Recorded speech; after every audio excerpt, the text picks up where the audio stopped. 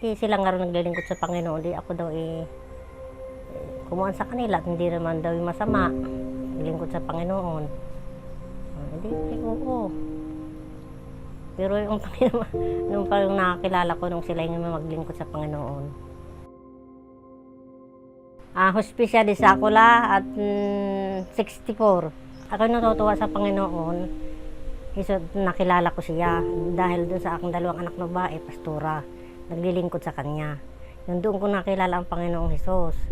Tapos tungang dumating sa akin ang pagsubok, na ako nagkasakit, na ang sabi ng doktor rayuma, hindi nga ako makakalakad hanggang sa hindi ako makabangon, hindi ako makatindig. Ang sabi ng doktor sa akin tinalo dong ang immune system ko ng rayuma, kaya ako bumagsak ang katawan.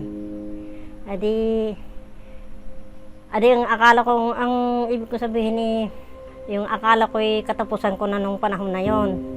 At ako'y kumapit sa Panginoong Diyos at ako'y laging nagdadasal sa Kanya. Lagi akong nanalangin at ako'y Kanyang pagilingin at ako'y gumaling lamang maglilingkod sa Kanya. Yun ang kuan ko sa Panginoon. Nung ako nakarecover, uti-uti ako nakarecover, ako'y yung tinupad ko sa Kanya yung aking sinabing maglilingkod. Yun hanggang ngayon na ako'y kuwan sa Panginoon. Ang lubos ako nagpapasalamat sa Panginoon at ako'y binigyan pa niya muli ng isang pagkakataon para mabuhay. Ang Panginoon makapangyarihan sa lahat. Yun ang aking sinasabi sa kanila, sa mga tao. Pag sila'y maagaya sa akin, nung panahon na yun, sabi nung iba, isang bulating ginapirma sa akin.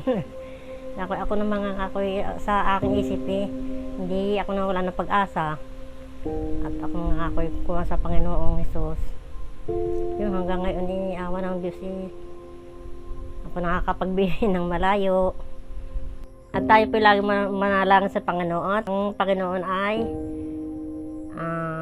tagapagligtas sa atin. Maraming salamat.